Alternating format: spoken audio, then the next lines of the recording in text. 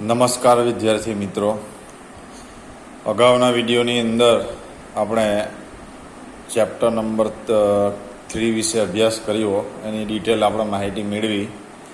એની અંદર એક question answer કઈ રીતે પરીક્ષામાં પૂછાશે અને લખાશે અથવા આપણે લખવાના રહેશે, પ્રશ્ન પૂછેલો હોય તો એનો જવાબ કઈ રીતે આપવો એ પણ મેં તમને ટેકનિક દ્વારા તમને સમજાવી છે. ટેકનિક ફક્ત કંઈ જ નથી, એની અંદરથી જે પ્રશ્ન આપેલા હોય તેની અંદરથી જ અડધો જવાબ આપણને મળી જતો જોવા મળે છે. એટલા માટે આપણે એને આધારે કામ કરવાનું રહેતું હોય છે. તો આ જ બાબતે આપણે જોઈ શકીએ આજના વિડીયોની અંદર આપણે બીજો એક અલગ ટૉપિક આપણે શીખવાનો છે. એ ટૉપિકનું નામ છે ચેપ્ટર સ્પીચ રાઇટિંગ. આ તમારા ગ્રામરની અંદર આવે છે, બરાબર. એ ગ્રામર ખરેખર ના આને કહેવાય, કમ્પોઝિશન કહેવાય. કારણ કે આ વસ્તુ જે છે મોટે ભાગે કેવું છે, આપણી રાઇટિંગ સ્કિલ ડેવલપ કરવા માટે આ બધી વસ્તુ મૂકેલી હોય. તમે કદાચ અભ્યાસ કર્યો હશે તો તમે 8મા કે 9મા ધોરણની અંદર અભ્યાસ કરતા હતા તે વખતે ઘણી બધી એવી એક્ટિવિટી તમને ઇંગ્લિશની અંદર આવતી હતી કે જેની અંદર તમારું કોઈ પણ જાતનું ડેવલપમેન્ટ થતું ના હતું, અથવા ચેપ્ટરને રિલેટેડ અથવા કોઈ પણ પાઠ હોય, કાવ્ય હોય તેને રિલેટેડ ગ્રામરના એક્સરસાઇઝ તમને સાથે મૂકવામાં આવતી હતી. તો આ જ વસ્તુની અંદર તમને શું છે, ઘણી બધી વસ્તુઓ, ઘણા લોકો એવા છે કે જેને સમય જતાં કોઈ પણ વસ્તુ જો પોતાની જાતે ડિસ્ક્રાઇબ કરવાનું હોય તો એ લખવાનું આવડતું હતું નહીં. એનું કારણ અને રીઝન ફક્ત એક જ છે કે એની અંદર તમારી પ્રેક્ટિસ જે કરવાની હોય છે એ પ્રેક્ટિસ તમે જાતે નથી કરતા હોતા. તમે ડાયજેસ્ટ લાવો છો, ડાયજેસ્ટ લાવીને ડાયરેક્ટ તમે લખી દો છો, તો એના કારણે એ પોસિબિલિટી હોઈ શકે. એટલા માટે ગુજરાત સરકારના મતલબ કે જે કંઈ ઇંગ્લિશના જે કંઈ તજજ્ઞો કહેવાય, તો તેમણે એક બેઠક થઈ. એ બેઠકની અંદર એમણે એવું નક્કી કર્યું કે ઇંગ્લિશની ટેક્સ્ટબુકની અંદર ચેપ્ટર જે પોઈન્ટ તમે પસંદ કરો તે ચેપ્ટરની સાથે ગ્રામેટિકલ એવી એક્ટિવિટી મૂકો કે જેના કારણે તમારા ચેપ્ટરની સાથે સંકળાયેલી હોય, અને એ જ વસ્તુ તમારો રાઇટિંગ સ્કિલ પણ તમારે ડેવલપ કરે એ વસ્તુ પણ આપણે ત્યાં જોવાની રહેતી હોય. તો એ જ પ્રમાણેથી તમે ખ્યાલ હશે કે તમે કદાચ ધોરણ 10માની અંદર અભ્યાસ કરતા હો કે 9માની અંદર અભ્યાસ કરતા હો ત્યારે ફરીથી પાછી બુક ચેન્જ થયેલી. તો એના અનુસંધાને પણ આ જ બધા સબ્જેક્ટની અંદર, ઇંગ્લિશની અંદર ધોરણ 11ની અંદર પણ આ જ એક્ટિવિટીને દાખલ કરવામાં આવી, જેની અંદર અલગ રાઇટિંગ સ્કિલ આવે, રીડિંગ સ્કિલ આવે, બરાબર. એ જ પ્રમાણે વોકેબ્યુલરી સ્કિલ આવે, એ બધી જ એક્ટિવિટી એમાં મૂકવામાં આવી હતી. તો આ પણ તમારી છે થિંકિંગ સ્કિલ પણ ડેવલપમેન્ટ થાય, સાથે સાથે તમારી રાઇટિંગ સ્કિલ પણ ડેવલપમેન્ટ થાય, એ મુજબની આ એક્ટિવિટી આપણને જોવા મળે છે. સ્પીચ રાઇટિંગ એટલે શું? તો કે સ્પીચ રાઇટિંગ એટલે કોઈ પણ જગ્યાએ આપણે બોલવા ઊભા થઈએ તો આજના સમયની અંદર શું છે, તો કે મોટાભાગના લોકો પોતાના જે ભાષાની અંદર ફાવતું હોય તે ભાષાની અંદર મોટેભાગે બોલતા જોવા મળે છે. પરંતુ લેટેસ્ટ ટ્રેન્ડ પ્રમાણે આપણે જોવા જઈએ તો એની અંદર મુશ્કેલી એ કરતાં આપણે જોવા જઈએ તો ઘણા લોકોને શું છે, ઇંગ્લિશની અંદર બોલતો હોય તો એ લોકોને ખૂબ જ વધારે પડતું ગમતું હોય, ભલે જ સમજ પડે કે ના પડે, પરંતુ ઇંગ્લિશમાં બોલે છે. કોઈ વ્યક્તિ બોલી જાય એટલે આપણને એવું થાય યાર કે તો ઇંગ્લિશમાં વાત કરે છે ને આ રીતની આપણે બોલી શકતા નથી. તો એ બધી વસ્તુ શું છે, તો કે આ પણ એક જાતની ટેકનિક જ કહેવાય. આપણે જેટલી મહેનત કરીએ તેટલું આપણને વધારે પડતો આવડશે. મેં તમને જે રાઇટિંગ સ્કિલ અને થિંકિંગ સ્કિલ પણ તમારી ડેવલપમેન્ટ થાય એ માટેનું મેં તમને એક સજેશન મેં તમને આગળ આપેલું છે. ડિક્શનરીનો ઉપયોગ કરવો, એ ડિક્શનરીનો ઉપયોગ કરવો ખૂબ જ જરૂરી છે. તમે શરૂઆતની અંદર ડિક્શનરીનો ઉપયોગ કરશો અને તમે મિનિંગ જાણશો તો ફરીથી તમે જ્યારે પણ એ મિનિંગ અથવા એ શબ્દ જ્યારે પણ પરીક્ષાની અંદર પૂછાયો હોય, કોઈ પણ જગ્યાએ લખવાનું હોય તે સમયે પૂછાયો હોય તો તમને તરત જ એ શબ્દનો અર્થ તમને આવડી જતો જોવા મળે છે. મારી પાસે એ પ્રકારનું પણ સંશોધન છે કે કોઈ પણ વિદ્યાર્થી જે ધોરણની અંદર આવ્યો હોય એ ધોરણ પ્રમાણે એના અલગ કેટલા શબ્દો એને આવડવા જોઈએ, તો એ શબ્દોનું પણ ભંડોળ એમની પાસે હોવું જોઈએ.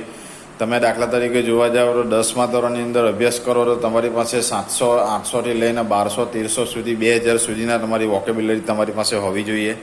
એટલા શબ્દ તમને અંગ્રેજીના આવડવા જોઈએ. પરંતુ હું માનું છું ત્યાં સુધી તમારામાંથી ભાગ્યે જ કોઈ એવો વ્યક્તિ હશે કે જેને આટલા બધા તમારા લેવલ પ્રમાણે એટલું આવડતું છે. તમે હાલમાં 11 સાયન્સની અંદર આવી ગયા, તમે હાલની અંદર તમને કદાચ અઘરું લાગશે, તમને કંટાળાજનક લાગશે કે ડિક્શનરીમાંથી વર્ડ શોધવો, એના મિનિંગ લખવો, એ બધું તમને કદાચ હમણાં હાલના પૂરતું તમને હાર્ડ લાગી શકે, પરંતુ જ્યારે પણ તમે રિયલ લાઈફની અંદર તમે એનો ઉપયોગ કરતા થશો ત્યારે તમને એ જ બેનિફિટ તમને દેખાતો જશે. હવે પછી કદાચ એવું પણ આવી શકે કે 5 કે 7 વર્ડ તમને આપેલા હોય, ઉલટ સુલટ આપેલા હોય ને એને એવું કે એવું ઇન્સ્ટ્રક્શન તમને આપવામાં આવે, arrange the words according to the dictionary, બરાબર. આવી પણ કોઈ એક્ટિવિટી આવે તો એ એક્ટિવિટી પ્રમાણે પણ તમે એને ગોઠવી શકો, પરંતુ એ તમને આવડતું હોવું જોઈએ કે કઈ રીતે એની અંદર ગોઠવી શકાય. તો આ વસ્તુ છે સ્પીચ રાઇટિંગની અંદર. આ બધી જે તમારે પ્રસ્તાવના જે મેં તમને કીધી છે એ પ્રસ્તાવના તમારે ખૂબ જ કામ લાગે છે અને એના કારણે તમને ઘણી વખત મદદરૂપ પણ થતા હોય અને એ બધી વસ્તુ પણ તમને પરીક્ષાની અંદર કામ લાગતો જોવા મળે. હવે આપણે આવી જઈએ સ્પીચ રાઇટિંગ. એ સ્પીચ રાઇટિંગ પણ એક પ્રકારનો તમારો ડેવલપમેન્ટ માટેનું જોવા મળે છે, બરાબર. આની અંદર શું કરવામાં આવે છે તો કે તમને કોઈ એક ટૉપિક આપી દીધેલો હોય, એ ટૉપિક ઉપર તમને 100 શબ્દની અંદર સ્પીચ લખવાનું પૂછાશે પરીક્ષાની અંદર. આની પ્રેક્ટિસ કરવી ખૂબ જ જરૂરી છે. અત્યારે લેવાનું કારણ એક જ છે કે પરીક્ષાની અંદર પણ પૂછાઈ શકે અને કદાચ તમારા ચેપ્ટરની સાથે પણ આ સંકળાયેલું જોવા મળે છે, એટલે એના કારણે આ ભણવું પણ જરૂરી છે. તો સ્પીચ રાઇટિંગની અંદરથી શું થાય છે તો કે તમને સ્પીચ રાઇટિંગમાં શરૂઆતમાં તમને કદાચ વધારે પડતું લખતા ના આવડી શકે. તમે થોડી મહેનત કરો, એકબીજાને પૂછો, તમે કોઈ શિક્ષકને મળો.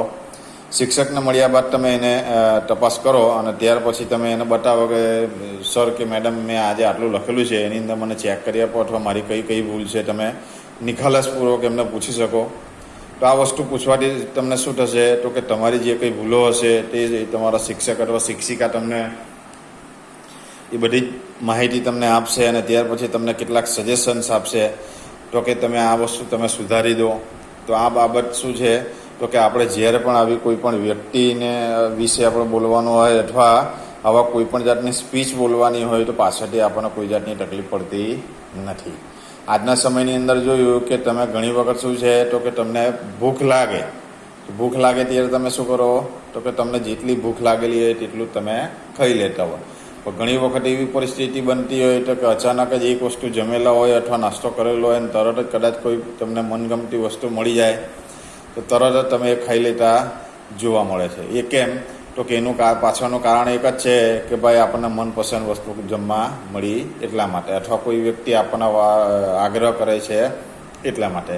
તો આ બાબત આપણને ખાસ ખબર હોવી જોઈએ તો કે કોઈ પણ દિવસ વધારે જમેલા હશે તો આપણને પેટમાં પડેલું કામ લાગશે. એ જ પ્રમાણે આપણા મગજની અંદર જો વધારે પડતી ડિટેલ હશે, વધારે પડતી માહિતી હશે તો કદાચ ભવિષ્યમાં કોઈ વખત આવી પરિસ્થિતિમાં પૂછાઈ શકે.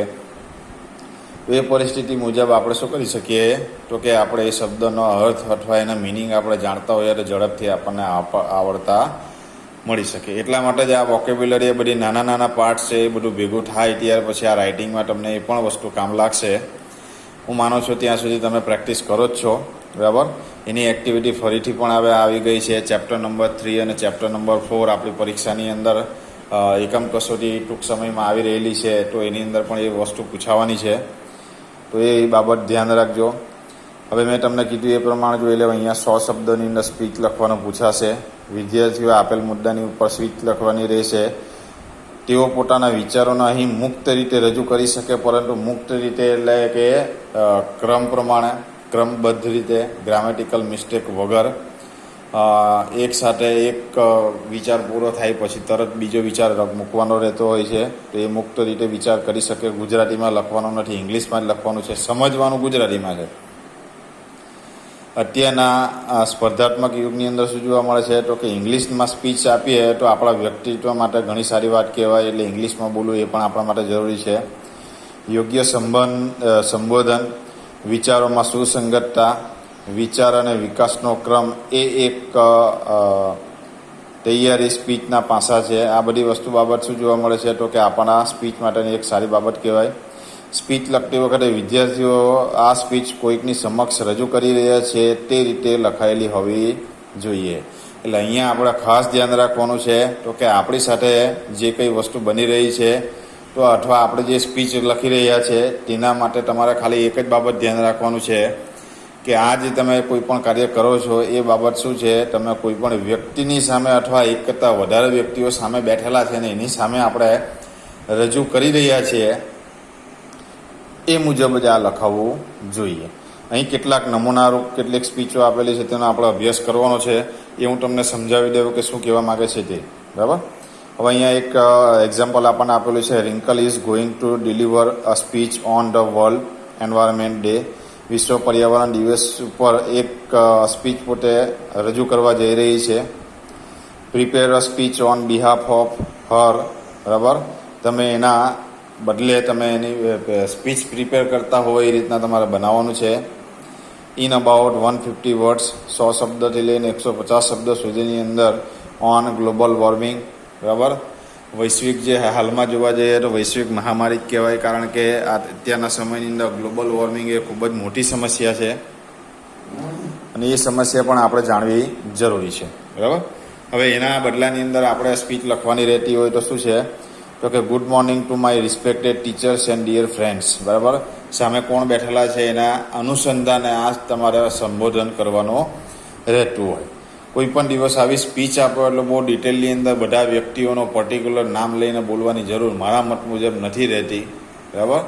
જ્યારે આપણે નેતા બનીએ ત્યારે બધા વ્યક્તિઓનું નામ લો તો એ વસ્તુ યોગ્ય ગણાય. બરાબર. પરંતુ હાલની પરિસ્થિતિમાં આવી સ્પીચ કોઈ પણ દિવસે ડિલિવર કરવાની હોય તમારે કોઈ પણ જગ્યાએ તો આ બાબત ખાસ ધ્યાન રાખવી. ઉપર પધારેલ મંચ પર પધારેલ મહેમાનશ્રીઓ તથા મારા વાલા વિદ્યાર્થીઓ આ રીતના તમે બોલીને ગુજરાતીમાં સ્ટાર્ટ કરી શકો. એ જ પ્રમાણે છે ઇંગ્લિશની અંદર પણ તમે બોલી શકો my respected teachers and dear friends. બરાબર. આની અંદર એડ કરવું હોય તો કરી શકાય good morning to my respected teachers, invited guest and all my dear friends. એ રીતના પણ તમે સ્ટાર્ટ કરી શકો. I would like to speech on global warming at this occasion. આ અનુસંધાને હું આજે ગ્લોબલ વોર્મિંગ ઉપર એક સ્પીચ રજૂ કરવા જઈ રહી છું. ગ્લોબલ વોર્મિંગ ઇઝ, હવે અહીંયા સ્ટાર્ટ શું થાય છે, હવે મેઇન ડિટેલ શરૂઆત થાય છે કે ગ્લોબલ વોર્મિંગ શું છે એની ડિટેલ આખી આપેલી જોવા મળે છે. Global warming is a continuously increasing environmental issue all over the world. Global warming જે છે આજના સમયની અંદર શું છે કન્ટિન્યુઅલી એટલે કે ચાલુ જ રહેતી જોવા મળે છે. શું તો કે એની અંદર ઇન્ક્રીઝિંગ એન્વાયરમેન્ટલ ઇસ્યુઝ એટલે કે પ્રદૂષણ જે ફેલાવવાનું જે લોકો ચાલુ રાખે છે એ ચાલુ જ રહેતું જોવા મળે છે. અને આજે આ ભારત દેશની નહીં, ગુજરાત રાજ્યની નહીં, પરંતુ આખા વિશ્વની એક મોટો મુદ્દો બની ગયો છે. There is no any single country responsible for its causes.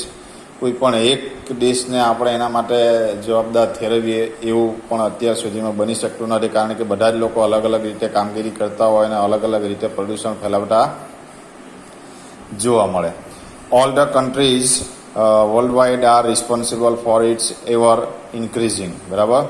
દિવસે ને દિવસે અને સમય જતો જાય તેમ તેમ અલગ અલગ દેશો પોતે શું કરતા જોવા મળે છે તો કે પોતાની જવાબદારીઓ સમજે છે, પરંતુ એની સામે પોતે બીજા પ્રદૂષણ ફેલાવવાના પણ બીજા અલગ અલગ પ્રયત્નો થતા રહેતા હોય ને એના જ કારણે ઘણા બધા દેશોને પણ મુશ્કેલી પડતી જોવા મળે છે. પહેલાંના સમયની અંદર તમે જોઈ શકો છો તો કે ઋતુ જે હતી, ઋતુઓ શિયાળો, ઉનાળો અને ચોમાસું. બરાબર. હવે એની અંદર ચોમાસું એટલે શું તો કે 4 માસું, 4 માસ એટલે કન્ટિન્યુઅસ 4 માસ વરસાદ પડતો જ હતો, 4 માસ શિયાળો જ રહેતો હતો, 4 માસ ઉનાળો જ રહેતો હતો. આજે કોઈ પણ સમયે તમે જોઈ શકો તો કે ગ્લોબલ વોર્મિંગના કારણે કોઈ પણ સમયે કોઈ પણ પરિસ્થિતિ આપણને લાગુ પડી શકે છે.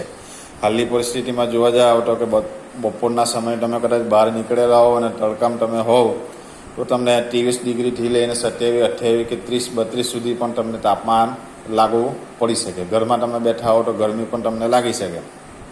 બરાબર. એ જ વસ્તુ તમે સવારે વહેલા ઉઠો, 4 વાગ્યા પછી તમે ઉઠજો તો તમે બહાર ગાડી લઈને નીકળશો તો તમને ખ્યાલ આવશે તો કે ઠંડીનો અહેસાસ પણ તમને થતો જોવા મળે છે. એટલે હાલની અંદર શિયાળાની શરૂઆત થઈ રહેલી છે અને ચોમાસું એન્ડ થઈ રહેલું છે, તો આ વચ્ચેની જે ઋતુ જે છે તેનો અનુભવ આપણને થઈ રહેલો જોવા મળે છે. તો આ વસ્તુ પણ શું જોવા મળે તો કે આ ઇસ્યુ મોટાભાગે જોવા મળે છે. એનું કારણ શું છે? ગ્લોબલ વોર્મિંગ જ છે. Actually global warming is a global increase in the temperature of the earth, એટલે કે વૈશ્વિક તાપમાન વધી રહ્યું છે. એનું કારણ શું છે? Earth because of some daily activities, એ પણ આપણે જે જરૂરિયાતની એક્ટિવિટી છે, ડેલી આપણે એક્ટિવિટી કરતા હોય એના કારણે પણ આ પ્રદૂષણ ફેલાતું જોવા મળે છે.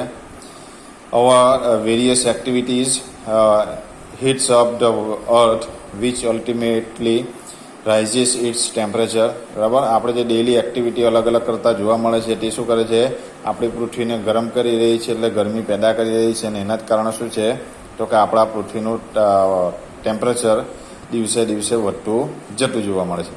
Rise in temperature takes place when green house gases such carbon dioxide, water vapours, nitrogen oxide, methane et cetera different types of gases trap heat. બરાબર, એ આપણને શું છે તો કે ગરમીની જાળમાં આપણે ભેળવી રહ્યા છીએ. આ જે ગેસનું જે પ્રોડક્શન આપણે કરી રહ્યા છીએ એના કારણે આપણને ઘણી જગ્યાએ મુશ્કેલીઓ પડી રહી જોવા મળી છે.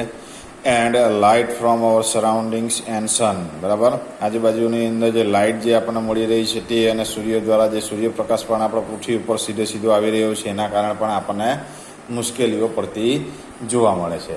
પૃથ્વી ઉપર ગરમી વધી રહી એનું કારણ પ્રદૂષણ છે. એ પ્રદૂષણના કારણે ઓઝોન લેયર છે એની પર ગાબડા પડી રહ્યા છે. એ ગાબડાને કારણે પૃથ્વી ઉપર તડકોનું પ્રમાણ, ગરમીનું પ્રમાણ વધી રહ્યું છે, અને એ વધી રહેલા પ્રમાણને કારણે આપણે હાલની અંદર જે તાપમાન જે વધી રહેલું જોવા મળે છે તે આપણે જોઈ શકીએ છીએ.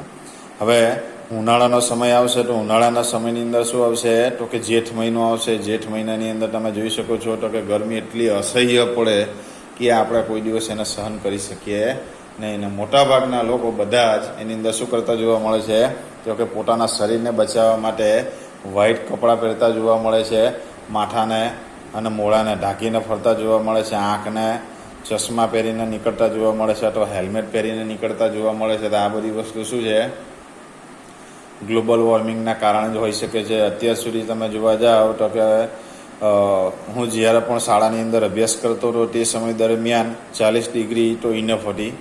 હાલમાં તમે જોવા જાઓ તો 43 ડિગ્રી 44 ડિગ્રી સુધી તાપમાન ગરમીનો પારો જતો રહેલો છે. એ જ વસ્તુ તમે કદાચ રણ પ્રદેશમાં જાઓ તો 50 ડિગ્રી 55 ડિગ્રી સુધી, દુબઈની અંદર જે તમારો એ છે તો એ 55 ડિગ્રી સુધીનું પણ તાપમાન ત્યાં પહોંચી જતું જોવા મળે છે. તો એ બધી વસ્તુ કોના કારણે છે, ગ્લોબલ વોર્મિંગના કારણે જ આપણે જોઈ શકીએ છીએ. બરાબર, ultimately rise in temperature hurts the lives of human beings, animals and plants. અલગ અલગ આપણે શું જોવા મળે છે તો કે આ ટેમ્પરેચર જે મૂંગા પ્રાણીઓ જે છે તે પ્રાણીઓને આપણને નુકસાન પહોંચાડતા આપણને જોવા મળે છે. Green house effect is caused by green house gases, carbon dioxide, methane, nitrous oxide et cetera gases આપણને જોવા મળે છે. Such greenhouse gases are generated by our daily activities and get collected into the atmosphere and form a cover around the earth, which again absorb hot sun rays and make this earth a burning earth. બરાબર, તો આ green house gases જે છે, carbon dioxide, methane, આ બધા શું કરી રહી છે, ગરમી પેદા કરી રહી છે, અને એના જ કારણે જે મૂંગા પ્રાણીઓ છે એને પણ આપણે નુકસાન પહોંચાડતા જોવા મળે છે. Such greenhouse gases are generated by our daily activities and get collected into the atmosphere and form a cover around the earth, which again absorb hot sun rays and make this earth a burning earth. બરાબર, આ જે ozone layer છે એ પોતે શું કરી રહી છે તો કે આવા ગરમ જે ગરમી જે સૂર્યપ્રકાશ તરફથી આવી રહી છે એને શોષી લે છે, અને આ આપણે જે ગ્રીન હાઉસ ગેસીસ છે એને અસર પહોંચાડી રહી છે. એના કારણે પૃથ્વી શું છે હાલમાં ગરમીને કારણે બળી રહેલી જોવા મળે છે. The absorbed heat remains in the lower circle of the biosphere and enhances the temperature level. બરાબર, જે ઓઝોન લેયર છે પોતે શું કરે છે તો કે ગરમી જે છે સર્કલ ઓફ બાયોસ્ફિયરની અંદર જોવા મળે છે, તે સર્કલ છે એની અંદર પોતે શોષી લેતું જોવા મળે છે, અને એ ટેમ્પરેચર લેવલ શું કરે છે તો કે ઘટાડતું જોવા મળે છે. According to the statistic, it has been estimated by 2050 the rise in the temperature of Earth would be about 4 to 5 Celsius બરાબર. 2050 સુધીની અંદર એક આંકડાકીય માહિતી પ્રમાણે આપણે જોઈએ તો 2050 સુધીની અંદર પૃથ્વીનું તાપમાન 4 થી 5 ડિગ્રી જેટલું વધી જશે. આટલી 4 થી 5 ડિગ્રી એટલે જો કદાચ આપણે વૃક્ષો જો વધારે પડતા નહીં વાવશું તો ભવિષ્યની અંદર મુશ્કેલીઓ તમને એવી પડશે કે 2050 સુધીની અંદર હાલમાં જે તમારું તાપમાન 42, 43, 44 સુધી જે પહોંચી રહેલું છે એ કદાચ 48, 49 સુધી પણ પહોંચી જાય. બધાના જ ઘરમાં કમ્પલસરી એસી લાખવું પડશે જો વૃક્ષો નહીં વાવશું તો આ પરિસ્થિતિ પણ આપણે અનુભવવી પડશે. In last 5 century it has raised by about 1 centigrade. However, half of this warming is raised only during the 20th century. બરાબર. 20મી સદી પછી હાલમાં જોવા જઈએ તો કે 1 ડિગ્રી જેટલું તાપમાન વધી ગયેલું જોવા મળે છે. So the global warming is at peak and alarms as us regularly with bad effects. અલગ અલગ ખરાબ પરિસ્થિતિઓને કારણે અથવા ખરાબ મુશ્કેલીઓને અસરને કારણે આપણને એ બધું ગ્લોબલ વોર્મિંગ પણ આપણને ચેતવણી આપી રહેલી જોવા મળી રહી છે. It is affecting almost all parts of the world and causing sea level to rise. બરાબર. અત્યાર સુધીમાં આપણે જોઈ શકીએ છીએ એ મુજબ પૃથ્વીનું જે લેવલ જે છે દરિયાનું લેવલ એ દરિયાનું લેવલ હાલના કન્ડિશનની અંદર આપણે જોવા જઈએ જેમ જેમ વાતાવરણની અંદર ગરમી વધતી જશે તેમ તેમ જે ગ્રીનલેન્ડ છે અથવા જે આપણા ઉત્તર ધ્રુવ અને દક્ષિણ ધ્રુવ છે તો એની અંદર જે બરફના જે લેયરો છે એ ધીમે ધીમે પીગળી રહેલા છે ને એના જ કારણે દરિયાનો જે પાણીનું સ્તર જે છે એ પણ દિવસે દિવસે વધતું જોવા મળે છે. It is affecting almost all parts of the world and causing sea level to rise. એટલે કે દરિયાનું પાણીનું જે લેવલ છે એ પણ વધી રહ્યું છે. Glaciers to melt and many more which covers all the low land island. બરાબર. જો તમે જોઈ શકો છો એ પ્રમાણે પાણીના જે મતલબ કે જથ્થો છે એની અંદર પ્રવાહ વધી રહ્યો છે. ગ્લેશિયર પોતે ઓગળી રહ્યા છે.